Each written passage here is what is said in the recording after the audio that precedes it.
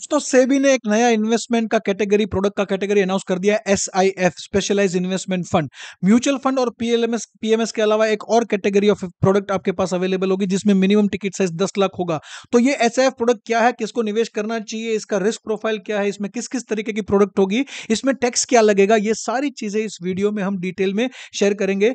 तो दोस्तों इस वीडियो को आखिरी तक देखिएगा। एक छोटा सा रिक्वेस्ट है कि अगर आपने चैनल को अब तक सब्सक्राइब नहीं किया है तो चैनल को डेफिनेटली प्लीज सब्सक्राइब करिएगा, और वीडियो अच्छा लगे तो दोस्तों के साथ फॉरवर्ड करिएगा, शेयर करिएगा, कमेंट करिएगा। तो चलिए without wasting any further time discuss करते हैं कि ये एसआईएफ प्रोडक्ट है क्या। What are SIF?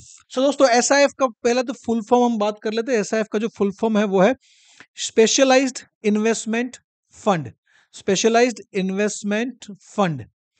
अब ये क्या है? आपको पता होगा म्यूचुअल फंड, राइट? तो म्यूचुअल फंड क्या है? सेबी रेगुलेटेड प्रोडक्ट है जहां पे फंड मैनेजर आपका पैसा मैनेज करते हैं। वैसे ही पीएमएस है। अब दोनों में डिफरेंस क्या है? ये दिस इज फॉर एवरीवन।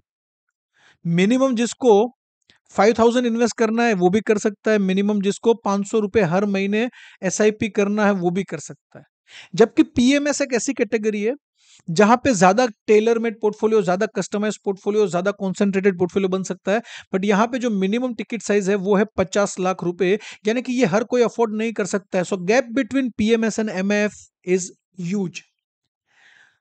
तो अब जो नया कैटेगरी लॉन्च हुआ, ये दोनों के बीच में ये जो बहुत बड़ा गैप है इसको पूरा करेगा, और ये है एसआईएफ। क्यों ये गैप पूरा करेगा? सबसे पहला रीजन ये जो है वो है मिनिमम इन्वेस्टमेंट। तो चलिए देखते हैं इसमें मिनिमम इन्वेस्टमेंट कितना करना पड़ेगा। तो मिनिमम इन्वेस्टमेंट इसमें जो है ना वो है 10 लाख रुपीस। बड़ा ध्यान रखिएगा 10 लाख का मतलब क्या है। इसमें भी पैसा जो है वो म्यूचुअल फंड की कंपनी फंड मैनेजर मैनेज करेंगे, उसमें भी म्यूचुअल फंड के जैसे अलग अलग स्कीम होगी। पर ये 10 लाख का जो इन्वेस्टमेंट है उसका लॉजिक समझ लीजिए। म्यूचुअल फंड में कैसा होता है, पीएमएस में कैसा होता है, जो मिनिमम इन्वेस्टमेंट होता है ना वो पर स्कीम होता है।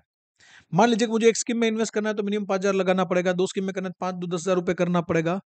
यहां पे एसआईएफ की अगर मैं बात करूं तो उसमें ऐसा नहीं है, मिनिमम पर स्कीम नहीं है। मिनिमम अमाउंट इज पर पान कार्ड पर एएमसी। यानी कि मान लीजिए कि XYZ एएमसी है, यानी कि XYZ म्यूचुअल फंड की कंपनी है, उसके पास मान लीजिए 7 अलग अलग स्कीम है और उसमें मुझे एसआईएफ में इन्वेस्ट करना है और सातों में करना है। तो जरूरी नहीं कि सातों में 10-10 लाख लगाना है। एक कंपनी के पास मैं जाऊंगा एज ए इन्वेस्टर, मेरा पान कार्ड नंबर है XYZ जो भी है, मैं एज ए इंडिविजुअल एक इन्वेस्टर हूं, तो एक एएमसी में मुझे इन्वेस्ट करना है तो 10 लाख रुपए चाहिए, उनको 10 लाख देने पड़ेंगे। फिर उनकी एक एसआईएफ स्कीम में लगाऊं या दो में लगाऊं या 5 में लगाऊं या 10 में लगाऊं, डिवाइड करूं, मैं 10 लाख मिनिमम लेके जा सकता हूं। 10 से ऊपर कर सकता हूं, 11, 12, 15 वो कर सकता हूं, बट मिनिमम 10 लाख पर एएमसी, पर इन्वेस्टर। तो मान लीजिए कि ये 5 स्कीम है, उसमें से 2 स्कीम मैंने चूज कर ली, 1 और 2। यहां पे मैं 60% लगाना चाहता हूं, यहां पे मैं 40% लगाना चाहता हूं, लगा सकता हूं, इट इज पॉसिबल। तो एक तो हो गया मिनिमम टिकट साइज जो म्यूचुअल फंड और पीएमएस के मुकाबले बीच में है। तो काफी सारे ऐसे इन्वेस्टर है जिनको कुछ अलग चाहिए, जिनको कुछ अलग वेराइटी चाहिए, राइट? बट वो पीएमएस अफोर्ड नहीं कर सकते, 50 लाख का पीएमएस अफोर्ड नहीं कर पाएंगे, बट वो लोग ये अफोर्ड कर पाएंगे एसआईएफ। अब एसआईएफ में एक तो टिकट साइज है, दूसरा क्या डिफरेंस है अगर मैं बात करूं तो इसका जो मैनेजमेंट है ना, it is just like mutual fund scheme only. Mutual fund के जो ज्यादातर नियम है वो यहां पे लागू पड़ेंगे, उसका जो पूरा फ्रेमवर्क है वही यहां पे फ्रेमवर्क होगा। टैक्सेशन की भी मैं बात करूं तो टैक्सेशन भी सेम एज म्यूचुअल फंड ही है इसमें। तो फर्क क्या है? थोड़ा बहुत फर्क है इसमें, थोड़ा बहुत फर्क है, और वो है usage of future and option. हाँ दोस्तों, वही फ्यूचर एंड ऑप्शन की बात कर रहा हूं मैं, जहां पे सेबी ने कहा है, पिछले 2 साल से कह रही है सेबी कि 9 out of 10 investor, retail investor, they lose money. 10 में से 9 रिटेल इन्वेस्टर जहां पे पैसा कमा रहे हैं, डेरिवेटिव सेगमेंट, F&O सेगमेंट, उसमें जो पैसा निवेश होगा उसमें थोड़े बदलाव है। कैसे? अब देखो, म्यूचुअल फंड भी डेरिवेटिव में निवेश कर सकता है, बट वो सिर्फ हेजिंग के लिए कर सकता है, आर्बिट्रेज के लिए कर सकता है। यानी कि उनका पैसा जो है, पोर्टफोलियो है, उसमें उनको लगता है कि डर लग रहा है कि भाई अभी मार्केट गिरेगा, मेरा पोर्टफोलियो नीचे आएगा, तो वो गिरावट को हेज करने के लिए वो डेरिवेटिव में इस्तेमाल कर सकता है।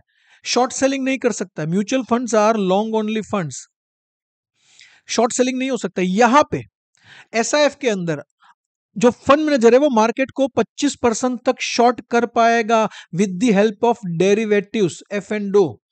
यानी कि ये जो प्रोडक्ट है वो ज्यादातर फोकस करेगा एब्सोल्यूट रिटर्न जनरेट करने में, कि मार्केट गिर भी रहा है तो product should be able to generate some return, और it should be able to restrict the loss. Loss को रिस्ट्रिक्ट करना है या गिरते हुए मार्केट में से भी कमाना है, तो गिरते हुए मार्केट में कमाना है तो क्या करना पड़ेगा, आपको बेचना पड़ेगा, शॉर्ट सेलिंग करना पड़ेगा। अब वो कैश मार्केट में तो पॉसिबल है नहीं, आप किसी कंपनी के शेयर तो बेच नहीं सकते हो बिना डिलीवरी लिए। बट किसी कंपनी के शेयर बेचने हैं या इंडेक्स को बेचना है ताकि वो नीचे जाए तब आप कमा पाओ, तो वो फ्यूचर में पॉसिबल है, ऑप्शन में पॉसिबल है to do the short selling. तो यहां पे 25% तक जो पोर्टफोलियो है उसमें 25% तक का शॉर्ट सेलिंग हो सकता है विथ अनहेज्ड डेरिवेटिव्स। अनहेज यानी कि हेजिंग के लिए नहीं, अनहेज ओपन। इसको डेरिवेटिव्स की लैंग्वेज में नेकेड पोजीशन भी कहते हैं, नेकेड पोजीशन भी कहते हैं इसके अंदर, राइट। सो ये सबसे बड़ा डिफरेंस है। एब्सोल्यूट रिटर्न पे फोकस करेगा, यानी कि मार्केट गिरेगा वहां से भी कमाने की संभावना या तो लॉस कम करने की संभावना क्रिएट होगी because of this short selling in the derivative. अब यहां पे स्कीम किस किस तरीके की होगी, यहां पे 7 कैटेगरी सेबी ने डिसाइड कर दी है कि ये अगर कोई एएमसी चाहती है कि उनको एसआईएफ की स्कीम लॉन्च करनी है तो 7 डिफाइंड कैटेगरीज है। पहले में अगर मैं म्यूचुअल फंड की बात करूं दोस्तों, तो म्यूचुअल फंड में आपको पता होगा सेबी हैज क्लियरली डिफाइंड कि भाई मेजरली 3 कैटेगरी होगी, एक तो होगी इक्विटी, फिर होगी डेट, और तीसरी होगी हाइब्रिड। अब इसके अंदर सेबी ने क्लियर कर दिया है कि भाई इक्विटी है तो उसके अंदर लार्ज कैप किसको कहते हैं, मिड कैप किसको कहते हैं, स्मॉल कैप किसको कहते हैं।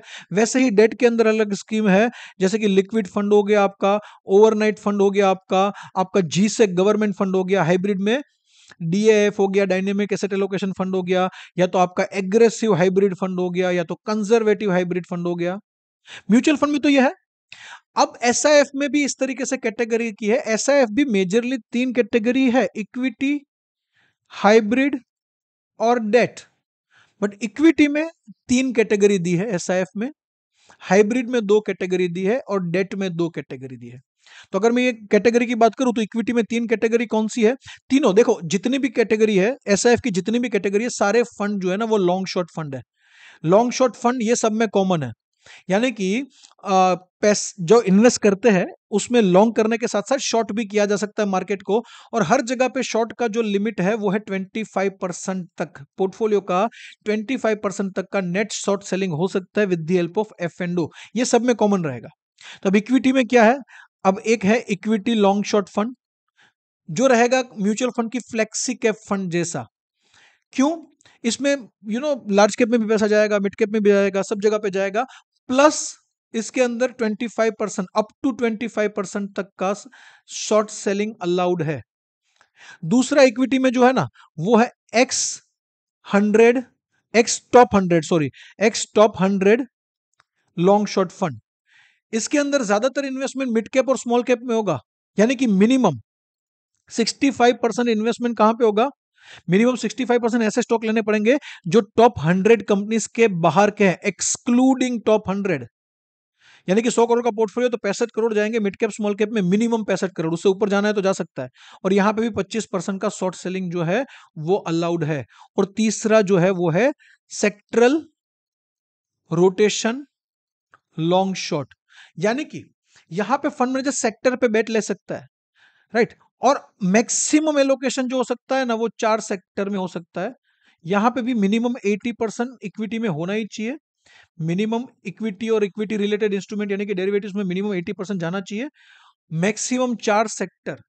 और ये सेक्टर में फर्क क्या है पता है, एमएफ के अंदर सेक्टर फंड होता है, फॉर एग्जांपल फार्मा फंड होता है, तो उसके फंड मैनेजर को हमेशा फार्मा फंड में ही इन्वेस्ट करना पड़ता है, stay with in the sector only. यहां पे सेक्टर रोटेशन है, यानी कि एसआईएफ में सेक्टरल रोटेशन में होगा क्या, आज अगर फार्मा अच्छा लग रहा है तो वहां पे कॉन्सेंट्रेटेड पोर्टफोलियो बना लिया, कल अगर मान लीजिए कि आईटी अच्छा लग रहा है तो वहां पे कॉन्सेंट्रेटेड पोर्टफोलियो बना लिया, यहां से यहां शिफ्ट कर दिया। और शॉर्ट सेलिंग तो यहां पे भी है। बात करते हैं डेट कैटेगरी, तो डेट के अंदर भी 2 फंड है, एक तो है डेट लॉन्ग शॉर्ट फंड और दूसरा है sectoral debt long short fund. ये डेट लॉन्ग शॉर्ट फंड में क्या होगा, हर तरीके के डेट इन्वेस्टमेंट होंगे, जो ना शॉर्ट टर्म डेट पेपर्स में इन्वेस्ट करेंगे, एफडी बॉन्ड में, लॉन्ग टर्म गवर्नमेंट सिक्योरिटीज में, यहां पे सारी इंटरेस्ट बेयरिंग सिक्योरिटीज होगी। और सेक्टरल डेट फंड में क्या होगा, स्पेसिफिक सेक्टर के ऊपर फोकस करके उसी के डेट पेपर, उसी के बॉन्ड खरीदे जाएंगे ज्यादातर, राइट। बट दोनों केस के अंदर 25% का शॉर्ट सेलिंग अलाउड है जी। दोस्तों आप में से जिनको पता नहीं है, हम बता दे कि आपको लगता है कि भाई एफ एंड ओ मार्केट जो होता है ना, वो सिर्फ शेयर्स में और इंडेक्स में होता है, निफ्टी में होता है, स्टॉक्स में होता है, नहीं ऐसा नहीं है। एफ एंड ओ मार्केट जो है ना, वो बॉन्ड मार्केट में भी होता है, गवर्नमेंट सिक्योरिटीज का भी एफ एंड ओ ट्रेनिंग होता है, इसका पूरा इंटरेस्ट रेट डेरिवेटिव अलग से होता है सेगमेंट। वैसे करेंसी होता है तो करेंसी के अंदर, कॉमोडिटी के अंदर, सबके अंदर एफ एंड ओ होता है। तो ये डेट हो गया, वैसे हाइब्रिड हो गया। हाइब्रिड के अंदर भी there are two categories, there going to be two categories. One is dynamic asset allocation long short fund, और दूसरा hybrid long short. Dynamic asset allocation यानी कि इसके अंदर इन्वेस्टमेंट इक्विटी में भी होगा, डेट में भी होगा, कमोडिटी में भी होगा, रियल एस्टेट रेट्स में भी होगा, सब जगह पे होगा। फंड मैनेजर कहाँ पे कितना एलोकेशन लेगा, वो डायनेमिकली होगा, यानी कि कभी इक्विटी में बढ़ाएगा, कभी डेट में बढ़ाएगा, और ये एसेट एलोकेशन फंड मैनेजर अपने हिसाब से डिसाइड करेगा। And again here also 25% short selling is allowed. Hybrid long short fund में क्या होगा, मिनिमम 25% इक्विटी में जाना चाहिए, मिनिमम 25% डेट में जाना चाहिए, इसमें ऐसा कोई लिमिट नहीं है डायनेमिक एसेट एलोकेशन वाली हाइब्रिड कैटेगरी में। बट जो हाइब्रिड लॉन्ग शॉर्ट फंड है उसमें मिनिमम 25-25 इक्विटी और डेट में जाना चाहिए, और बाकी का जहां पे भी एलोकेशन करना है इक्विटी में, डेट में, या किसी जगह और जगह पे कर सकता है, बट मिनिमम ये रहना चाहिए। And again 25% short selling is there. So दोस्तों it's a wonderful, I think it's एक इनोवेटिव प्रोडक्ट है। मैं तो राह देख रहा हूँ, कुछ एएमसीज को ऑलरेडी इसकी परमिशन मिल चुकी है, और एक एएमसी ने ऑलरेडी फंड लॉन्च भी कर दिया है। ये एजुकेशनल वीडियो है, यहाँ पे हमको इन्वेस्टमेंट की एडवाइस नहीं दे रहे, इसलिए मैं आपको स्कीम का नाम, कंपनी का नाम यहाँ पे शेयर नहीं कर रहा हूँ। बट दोस्तों एक याद रखिएगा, ये लॉन्ग शॉर्ट फंड है ना, उसका रिस्क प्रोफाइल थोड़ा ज्यादा होता है, राइट। ये मेरे हिसाब से म्यूचुअल फंड के मुकाबले high risk high return product है, high risk high return product, right. तो दोस्तों इसके अंदर थोड़ा ध्यान रख के इन्वेस्टमेंट करना है, आपको देखना है कि क्या आप उस रिस्क को सहन कर सकते हो, कि आपका रिस्क प्रोफाइल है, राइट।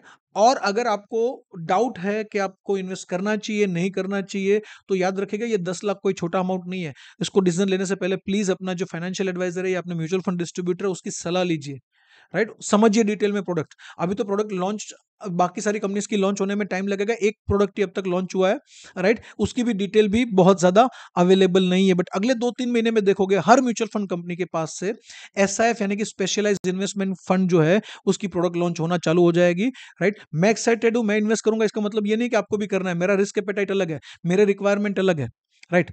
आपका रिस्क एपेटाइट चेक करने के बाद ही आपको सेलेक्ट करना है कि आपको निवेश करना है कि नहीं। हाँ, मिनिमम इन्वेस्टमेंट 10 लाख है, तो गलती से भी ये मत करिएगा कि पूरा पोर्टफोलियो आपका टोटल सेविंग 10 लाख का और इसमें डाल दिया, नहीं। अगर आपका जो टोटल सेविंग है वो 75 लाख से 2 करोड़ के बीच में है, और उसमें भी मेजर आपका फाइनेंशियल एसेट है, तो जाके 10 लाख इन्वेस्ट करने का सोचना भी चाहिए। एडवाइस नहीं है ये, एडवाइस नहीं है कि ये करना चाहिए, रिकमेंडेशन नहीं है ये। मैं मानता हूं कि अगर मेरा 75 लाख से 2 करोड़ के बीच का पोर्टफोलियो है तो मैं 10 लाख यहां पे निवेश करूंगा।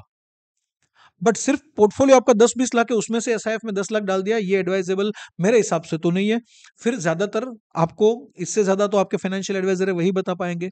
तो दोस्तों ये था एसआईएफ का वीडियो, जहां पे हमने बात की एसआईएफ की जो प्रोडक्ट आने वाली है। ओवरऑल मार्केट के अंदर काफी एक्साइटमेंट है, मैं भी एक्साइटेड हूँ, राइट। मैं भी वेट कर रहा हूँ कि ज्यादा प्रोडक्ट आए। एक छोटा सा हमारा प्रयास था आपको एसआईएफ के बारे में एजुकेट कर पाए। अगर अच्छा लगा तो प्लीज कमेंट सेक्शन में बताइएगा इसमें क्या अच्छा लगा, इसके बारे में और कुछ जानना चाहते हो तो प्लीज बताइए कमेंट सेक्शन में क्या जानना चाहते हो। और दोस्तों अगर वीडियो अच्छा लगा उसको शेयर करिए, और चैनल को अब तक सब्सक्राइब नहीं किया तो प्लीज प्लीज प्लीज सब्सक्राइब करिए, और बेल आइकॉन दबा दीजिए ताकि हमारे आने वाले वीडियो की आपको पहले से जानकारी मिलना चालू हो जाए। इसी के साथ मैं इतना ही कहूंगा, SIF investments are subject to market risk.